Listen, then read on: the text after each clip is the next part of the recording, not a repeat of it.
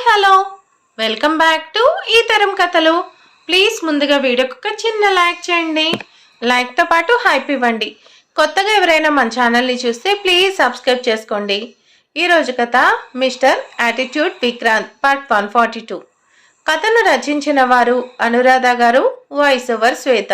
ఇక కథలోకి వెళ్ళిపోదాం. విక్రమ్, ఎక్కడికి చాలా హడావిడిగా వెళ్తున్నావు? హరిణి ప్రశ్నతో ఉలిక్కిపడ్డాడు. హరిణి ఉద్దేశం తన తమ్ముడు స్వీటీని కలవడానికి వెళ్తున్నాడు అనుకుంటుంది.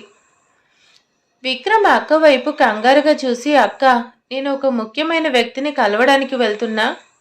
ఈ నా నిర్ణయం మంచికి దారి తీస్తుంది అనుకుంటున్నా. ఎలా అయినా సరే కొన్నేళ్ల ఎదురుచూపులకు నేను విముక్తి కలిగించాలి అనుకుంటున్నా. హరిణి అర్థం కానట్టు చూస్తూ, రేయ్, నువ్వు ఇండియా వచ్చి కొన్ని నెలలు మాత్రమే అయ్యిందిరా, ఏళ్ళు అంటావేంటి? విషయం అంటే సీక్రెట్గా మెయింటైన్ అయ్యిందా? ఇన్నాళ్ళు నాకు చెప్పకుండా అని స్వీటీ విషయం అయ్యి సూటిగా అడిగింది హరిణి. విక్రమ్ అర్థం కానట్టు చూస్తూ, సీక్రెట్ మెయింటైన్ అంటే తప్పేలా లేదక్క, కానీ ఇప్పటి వరకు లేదు. ఇక మీదట మెయింటైన్ చేయాలి, తప్పదు, పరిస్థితి అలా ఉంది. హరిణి అర్థం కానట్టు చూస్తూ, అలా ఎందుకురా? నీకు నచ్చింది, సో ఆటోమేటిక్గా నాకు అలాగే నాన్నగారికి నచ్చుతుంది. ఇంకా సీక్రెట్ ఎందుకు చెప్పు? నీ ఇష్టాన్ని మేమెప్పుడూ కాదు అని చెప్పాం, తెలుసుగా. ఓపెన్ అయిపో. విక్రమ్ అక్క చేయి పట్టుకొని, ఆ రోజు వస్తుందో లేదో తెలీదక్క, ముందైతే ఈ డీల్ ఓకే అవ్వాలి, కంపెనీలో షేర్ కలవాలి, అలా పరిచయాలు పెరగాలి అని షాక్ ఇచ్చాడు. హరిణి ఆశ్చర్యంగా చూస్తూ, కంపెనీ షేర్ ఏంట్రా? నువ్వు మాట్లాడేది దేనికోసం? విక్రమ్ గొంతు సరిచేసుకొని, దేనికోసం అంటే విక్రాంత్ వర్మ గారితో బిజినెస్ డీల్స్ కోసం అన్నాడు. హరిణి గట్టిగా ఊపిరి తీసుకొని, షూ, అలాగా, నేను ఇంకా దేనికోసమో అనుకున్నాలే. అయినా ఎప్పుడు బిజినెస్ గొడవే అయితే ఎలా? పర్సనల్ అంటూ వేరే ఉండదా నీకు? విక్రమ్ మనసులో అనుకున్నాడు, ఉందక్క, అందుకే కేవలం బిజినెస్ అనే పేరు చెప్పాను. ఆయన నాకు జన్మనిచ్చిన తండ్రి అనే నమ్మకం మనసులో దృఢంగా ఉంది. నన్ను పెంచిన తండ్రికి ఇచ్చిన మాట కోసం బయటపడలేక మౌనంగా ఉండిపోయాను. మహిదర్ గారు వచ్చి విక్రమ్ తడబాటు గమనించి విష్ చేశారు. నువ్వేమనుకున్నా సాధిస్తావు, నాకు నమ్మకం ఉంది అన్నారు. ఎలాంటి టెన్షన్ వద్దు, ఆల్ ది బెస్ట్ అన్నారు. విక్రమ్ ఆయన పాదాలకు నమస్కారం చేసి హగ్ చేసుకున్నాడు. ధన అర్థం కానట్టు చూస్తూ ఉన్నాడు. అక్కడికి అమర్నాథ్ వచ్చాడు. హడావిడి చేస్తూ ఉంటే విక్రమ్ తండ్రి వైపు చూసి మనసులో క్షమాపణ చెప్పుకొని అక్కడి నుండి వెళ్ళిపోయాడు. వెంట అమర్నాథ్ ఇంకా ధన ఉన్నారు. హరిణి మనసులో ఏదో సందేహం కలిగింది. గ్రాండ్ హోటల్కి ముందుగా బాలు, భరత్ ఇంకా విక్కీ చేరుకున్నారు. వాళ్ళ ఆతృత అలా ఉంది. వచ్చిన వారిని ఎంతో గౌరవ మర్యాదలతో అక్కడి వాళ్ళు ఆహ్వానం పలికారు. వాళ్ళు రాబోతున్న విక్రమాదిత్య కోసం ఎంతో ఆతృతగా ఎదురు చూస్తున్నారు. తన జీవితంలో మొదటిసారి అవతలి వారి కంటే ముందుగా వచ్చి ఎదురు చూస్తూ ఉన్నాడు విక్రాంత్. హోటల్లో ఎంటర్ అవ్వగానే తెలిసింది వాళ్ళు వచ్చేశారని. అమర్నాథ్ టెన్షన్గా, సార్, వాళ్ళు వచ్చేశారంట అన్నాడు. ఆ మాటతో విక్రమ్ గుండె వేగంగా కొట్టుకోవడం మొదలైంది. అంతలో స్వీటీ, హలో హీరో, మీకోసం మీరు చెప్పే మాట కోసం వెయిట్ చేస్తున్నా, ఎలాంటి సర్ప్రైజ్ ఇస్తారో అని ఆశగా ఉంది. ప్లీజ్ త్వరగా వస్తారా ఇంటికి? మీకోసం నేను, అలాగే మా వాళ్ళు వెయిట్ చేస్తున్నారు అని మెసేజ్ పెట్టింది. అది చూసి ఆనందం, అలాగే అతడిలో కంగారు, ఆతృత కలిగింది. అదంతా ధన గమనిస్తూనే ఉన్నాడు. లోపలికి వెళ్ళిన విక్రమ్ దూరం నుండి చూస్తున్న విక్రాంత్, అటువైపు చూడు, అటు ఇటు ఉన్నవారిలో ఆతృత, అర్థం కాని ఏదో సస్పెన్స్ ఎక్స్పెక్ట్ చేస్తున్న ధన. ఇలా ఉండగా విక్రమ్ అడుగులు వేగంగా ముందుకు వేస్తున్నాయి. తన ముందుకొస్తున్న వ్యక్తి రూపం దగ్గరవుతుంటే మరిచిపోలేని గతం, దూరమైన బంధం, తనను వెతుక్కుంటూ వస్తున్న అనుభూతి. తన అన్న సౌరవ్ వర్మ ఇన్నేళ్ళకి తనని కరుణించి ఎదురుపడ్డాడు అన్నట్టు విక్రాంత్ కళ్ళలో నీటి తెర మెదులుతూ గుండెను మెలిపెడుతుంటే అలాగే బిగుసుకుపోయి చూస్తున్నాడు. విక్రమ్ కళ్ళకు సింహంలా ఎంతో హుందాగా కనిపించాడు విక్రాంత్. విక్రాంత్ మనసు అతడి అదుపు తప్పుతుంటే పరిస్థితులు అడ్డుకుంటున్నా ముందుకు వెళ్ళాడు. భరత్, బాలు రెప్ప వేయకుండా అలాగే చూస్తూ ఉండిపోయారు. వాళ్ళలా ఎందుకు చూస్తున్నారో విక్రమ్కి తెలుసు. కానీ ధనాకి అర్థం కాలేదు. అందుకే వీళ్ళేంటి షాక్తో బిగుసుకుపోయారు. అంత షాక్ అయ్యేది ఇక్కడేముంది అనుకున్నాడు ధన. అమర్నాథ్ ఎంతో సంతోషంగా వాళ్ళని విష్ చేసి తన బాస్కి వాళ్ళని పరిచయం చేస్తున్నారు. అంతా తెలిసినప్పుడే వాళ్ళని చూసినట్టు విష్ చేస్తున్నాడు విక్రమ్. కానీ విక్రాంత్ తన కంట్రోల్ పూర్తిగా తప్పాడు. విక్రమ్ దగ్గరికి వచ్చి అమాంతం అతని గుండెకు హత్తుకున్నాడు. అంతే. అప్పటి వరకు తనని తాను కంట్రోల్ చేసుకుంటూ ఉన్న విక్రమ్ ఆ కౌగిలిలో ప్రేమ ఆప్యాయతకి కరిగిపోయాడు. అతని కూడా ఆయన్ని హత్తుకొని కొన్ని క్షణాలు తండ్రి హృదయ సవ్వడి వింటూ ఇన్నేళ్ల దూరాన్ని మరిచిపోయి ఆనందపడ్డాడు. చాలా బాగుంది కదా సీన్. ఆ సీన్ అమర్నాథ్కి వింతగా లేదు.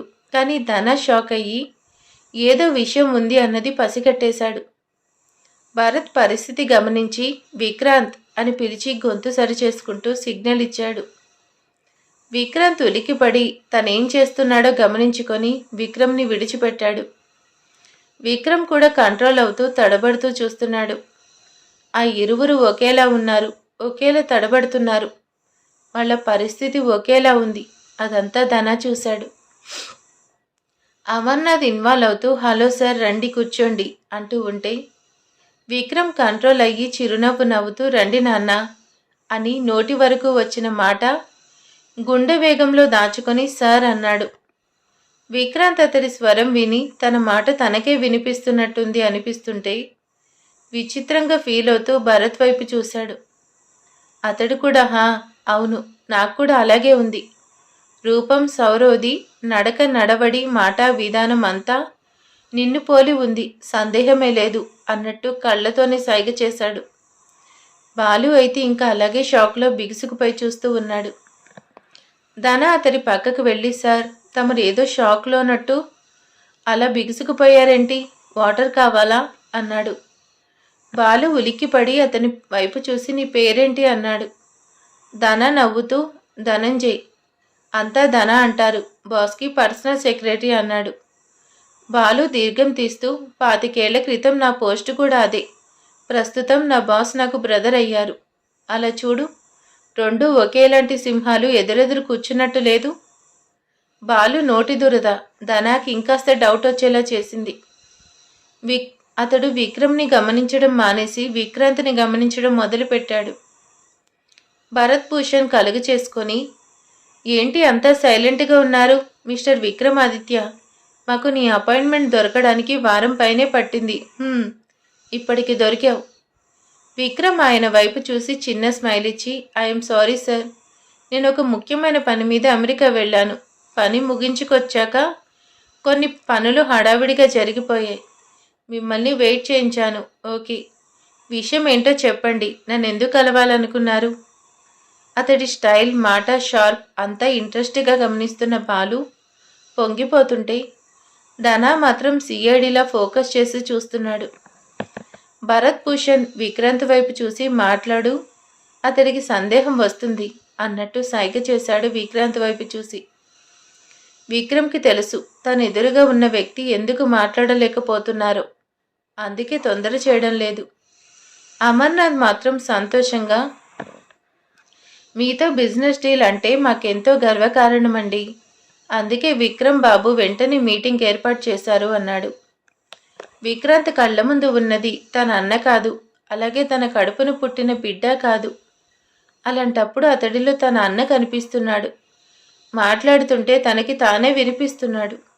అచ్చుగుద్దినట్టు తన ప్రతిరూపం అక్కడే ఉంది అన్నట్టు ఉన్నాడు. ఇదంతా ఎలా సాధ్యం? నా మనసు ఎందుకు అదుపు తప్పుతుంది? అసలు ఈ విక్రమాదిత్య ఎవరు?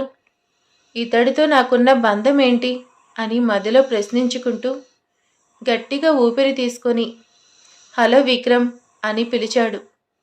ఆ పిలుపు విక్రమ్కి ఎంతో సంతోషం కలిగించింది.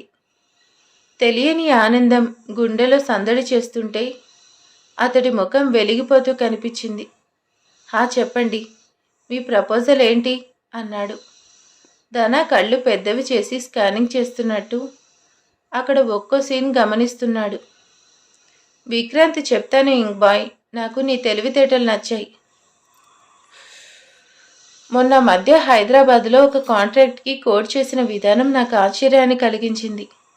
ఆ సమయంలో నీ తెలివితో తులసి ప్రకాష్ ఇండస్ట్రీకి ఓటమి రుచి చూపించావు. ఆ కాంట్రాక్ట్ కోసం పోటీ చేసింది వేరెవరో కాదు, నా సన్ సౌరవ్. నిజానికి నా సన్ ఓటమికి కారణమైన నీపై నాకు కోపం లేదా ద్వేషం ఉండాలి.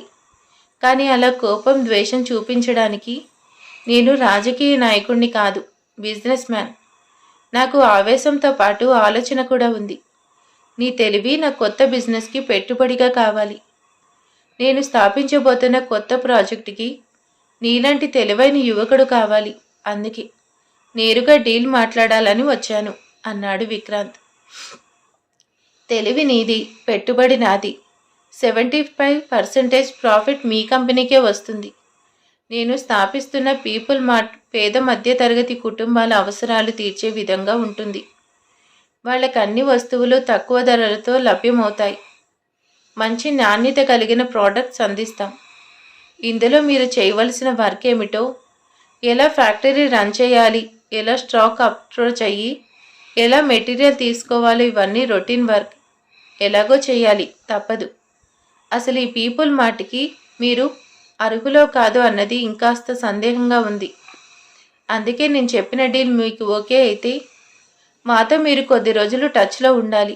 పర్సనల్గా మీట్ అవుతూ మా ఫ్యామిలీతో కాంటాక్ట్ అవుతూ.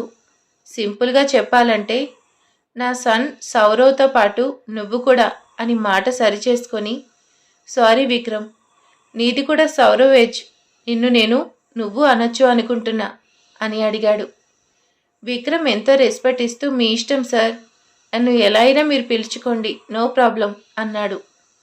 విక్రాంత్ చిరునవ్వు నవ్వుతూ, ఓకే గుడ్, అయితే నేను ఫ్యాక్టరీ ఓపెన్ చేసేలోపు నువ్వు నాకు నా కుటుంబానికి కాస్త సన్నిహితంగా ఇంట్లో మెంబర్గా ఉండాలి.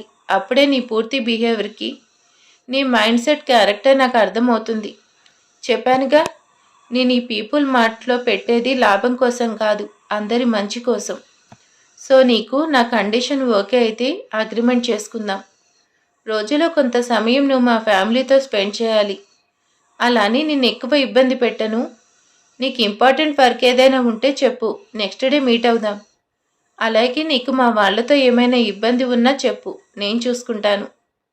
ఈ డీల్కి నువ్వు కేవలం నీ తెలివి మాత్రమే పెట్టుబడి పెడతావు, లాభం తీసుకుంటావు. ఆలోచించుకొని చెప్పు, నేను వెయిట్ చేస్తాను.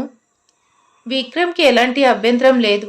ఆయన అలా ఎందుకు అడుగుతున్నారో, ఈ డీల్ ఎందుకు చేస్తున్నారో తెలుసు. అమర్నాథ్ చాలా హ్యాపీగా మంచి డీల్ అన్నట్టు చూస్తుంటే ధన కలుగ చేసుకుని, సార్ నాదో డౌట్ అన్నాడు. విక్రాంత్ ధన వైపు చూసి ఏంటి అన్నాడు. బాలు భరత్ కూడా అతడేం అడుగుతాడో అన్నట్టు చూస్తుంటే ధన డౌట్గా ఫేస్ పెట్టుకొని, సార్ మీరు నిజంగా మిడిల్ క్లాస్ వాళ్ళకి హెల్ప్గా ఉండే ఫ్యాక్టరీ తెరిచే ప్రయత్నంలో పీపుల్ మార్ట్ పెడుతున్నట్టయితే ఇండియా మొత్తం మీద బ్రాంచీలు ఓపెన్ అవుతాయి.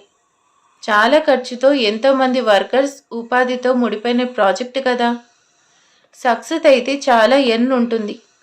మరి అలాంటి మంచి డీల్ ఛాన్స్ మీ ఓన్ సన్ సౌరవ్కి ఇవ్వకుండా సన్ లాంటి వాడు అంటున్న విక్రమాదిత్య గారికి ఎందుకు ఇస్తున్నారు? అది కూడా పైసా పెట్టుబడి లేకుండా. ఇందులో మీ ఉద్దేశం ఏంటో చెప్పగలరా అని అడిగాడు ధన. విక్రాంత్కి ధన ప్రశ్నలు మాటలు వింటుంటే బాలు కనిపించాడు. వీడు మరో బాలులా ఉన్నాడే అనుకుంటూ చిన్నగా నవ్వి ఏదో చెప్పాలి అన్నట్టు చూస్తుంటే, బాలు ఇన్వాల్వ్ అయ్యి, పెద్దవాళ్ళ లెక్కలు వేరుగా ఉంటాయి, నీకేం తెలీదు, సైలెంట్గా ఉండు అన్నాడు. విక్రమ్ కూడా ఊరుకు అన్నట్టు సైగ చేశాడు. అమర్నాథ్ కంగారుగా చూస్తూ, మంచి డీల్ పాడు చేయకు అన్నట్టు చూశాడు. అప్పుడు విక్రాంత్, నా సన్కి కోపం ఆవేశం ఎక్కువ, కాస్త కూడా సహనం లేదు. వాడికి కామన్ మ్యాన్ లైఫ్ ఎంత కష్టమో తెలీదు. డబ్బు సంపాదనపై ఎక్కువ ఇంట్రెస్ట్ ఉన్నవాడు ఎక్కువ లాభం కోరుకుంటాడు, తక్కువ లాభంతో సరిపెట్టుకోలేడు. అందుకే ఈ కాంట్రాక్ట్ వాడికి సెట్ అవ్వదు అన్నది నా అభిప్రాయం.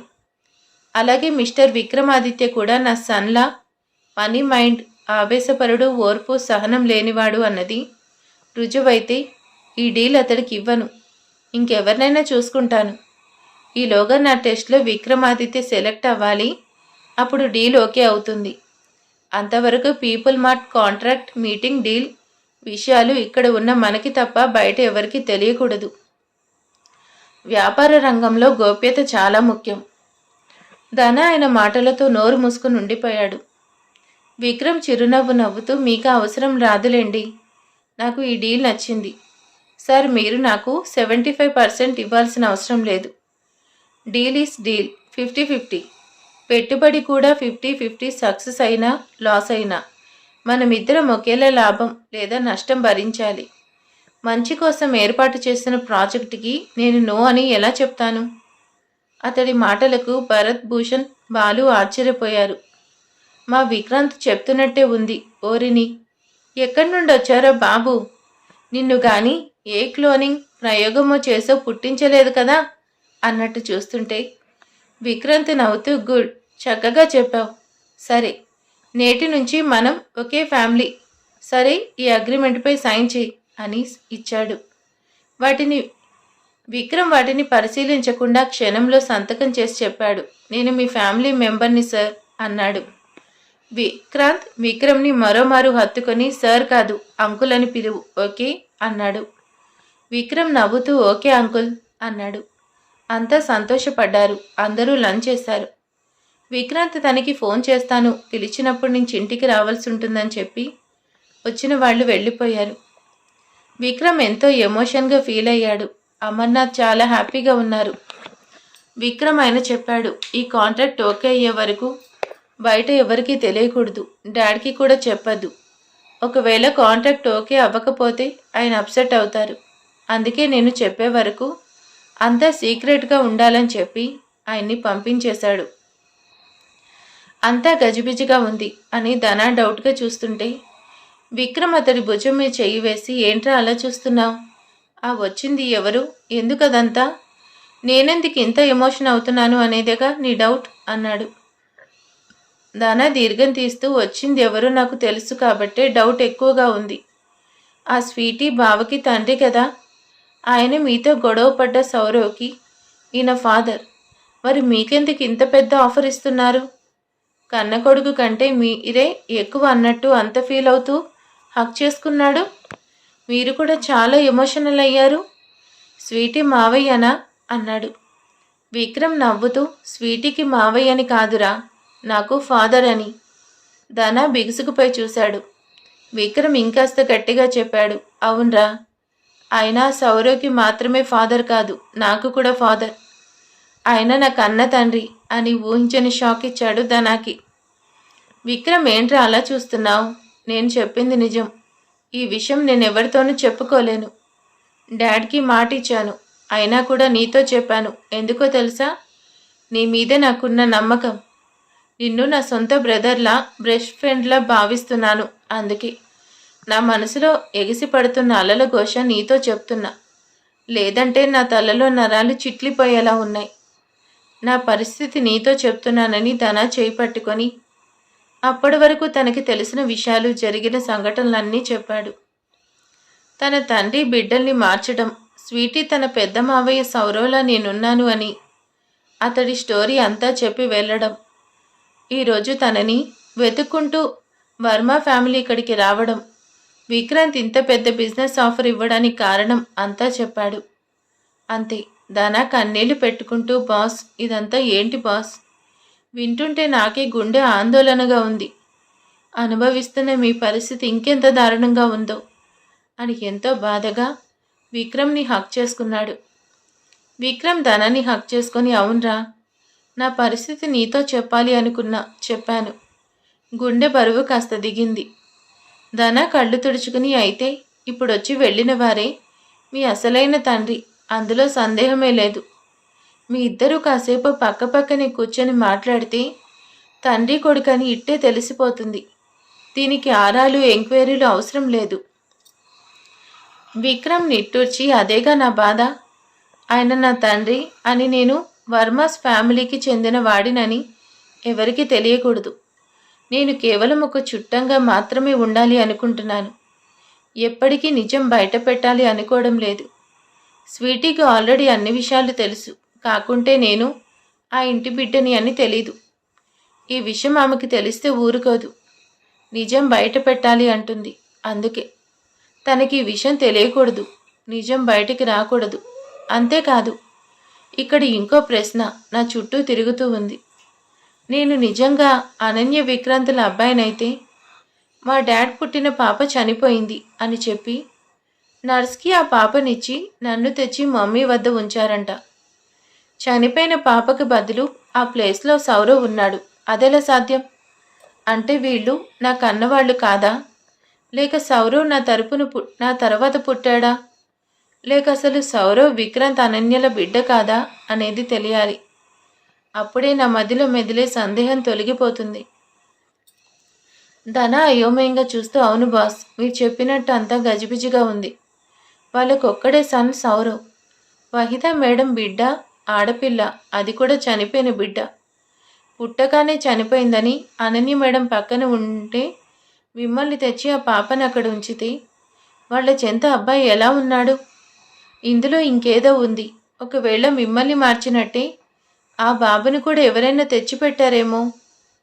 విక్రమ్ ఉలిక్కిపడి నోరు ముయ్యరా, ఇదేమీ సినిమా కాదు.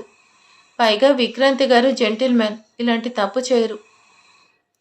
ధనా మహిదర్ గారు కూడా జెంటిల్మెన్, కానీ తన భార్య క్షేమం కోసం మిమ్మల్ని ఆవిడ ముందు ఉంచలేదా?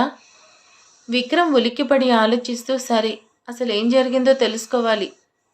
ముందైతే విక్రాంతి గారికి ఫోన్ కాల్ కోసం ఎదురు చూస్తున్నా. ఆయన తన ఇంటికి పిలిస్తే అందరినీ నేరుగా చూడొచ్చు. అప్పుడు ధన, అవునవును, స్వీటీ మేడంని కూడా నేరుగా చూడొచ్చు. నైట్ టైం అందరూ నిద్రపోయాక చీకటిలో స్వీట్ తింటూ చూడాల్సిన అవసరం లేదు.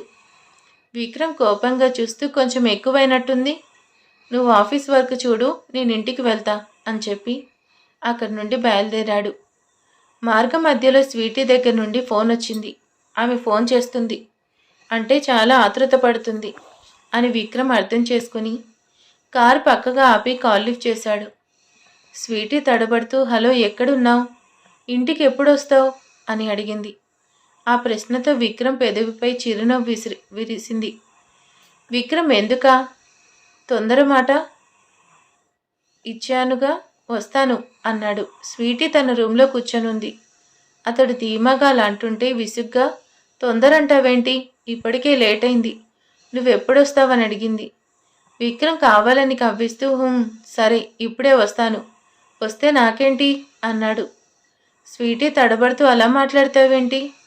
నిన్ను నువ్వే చెప్పావుగా, మళ్ళీ ఇప్పుడు ఇలా మాట్లాడుతున్నావు, మెంటల్ ఫెలో, నాకు కోపం వస్తుంది. అప్పుడు విక్రమ్, వస్తే ఏం చేస్తావు? స్వీటీ తల్లబడుతూ, ఏం చేస్తానా, ఇక్కడికి రా, అప్పుడు చెప్తాను. విక్రమ్ నవ్వుతూ, వస్తే ఏం చేస్తావు? గట్టిగా హక్ చేసుకుని ముద్దేమైనా పెడతావా అన్నాడు. స్వీటీ చెంపలు ఎరుపెక్కాయి, అరచేతులు జివ్వుమంటున్నాయి. గుండె వేగంగా కొట్టుకోసాగింది. అతడు అలా మాట్లాడడం వింతగా, కవ్వింపుగా కనిపించింది. స్వీటీ తన పరిస్థితి బయటపడకుండా జాగ్రత్త పడాలనుకుంది. అందుకే తడబడుతూ, అందుకేగా, ఎప్పుడొస్తావు అని ఎదురు చూస్తున్నారా? నువ్వొస్తే అలాగే చేస్తాను. విక్రమ్ గాలి కాడుతున్న సిల్కీ హెయిర్ సరిచేసుకుంటూ, అలాగా, అదే మాట మీద ఉండు, నేను నా మాట నిలుపుకుంటా. వీడో మెంటల్ ఫెలో, వచ్చేది లేదు చేసేది లేదు, కావాలని నన్ను భయపెడుతున్నాడు అని అర్థం చేసుకుని, సరే సరే, ఇప్పుడేంటి, నువ్వు రాలేవు అంతేగా, మరేం పర్లేదు, ఉంటా అని చెప్పి ఫోన్ కట్ చేయాలని చూసింది. ఆమె కంటే ముందే విక్రమ్ కాల్ కట్ చేశాడు. స్వీటీ అతన్ని తిట్టుకుంటే, మెంటల్ ఫెలో, వీడికి సౌరవ్ మావే పోలికలు రాకుంటే అసలు వీటితో మాట్లాడేదాన్ని కాదు అని తిట్టుకుంటూ కూర్చుంది. మరి ఆ తర్వాత విక్రమ్ అనన్య ముందుకు రాగానే ఏం జరగబోతుంది ఏంటి అనేది నెక్స్ట్ పార్ట్లో తెలుసుకుందాం. Thank you for watching.